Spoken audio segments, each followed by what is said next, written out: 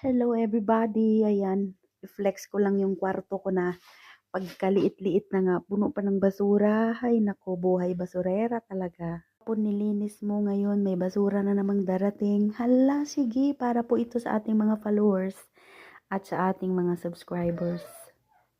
Kurtina, comforter, mga sapatos na talagang laba lang ang kulang, damit pambata.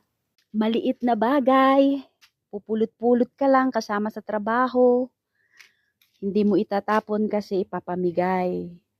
Pero itong mga maliit na bagay na ito, mga napupulot nating ukay-ukay, at minsan makajakpat, mga bago pa talaga, ay makakapagbigay saya sa kapwa natin na talaga namang hindi ganun kayaman sa buhay.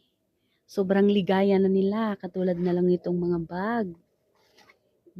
'Di ba? Ang linis-linis pa.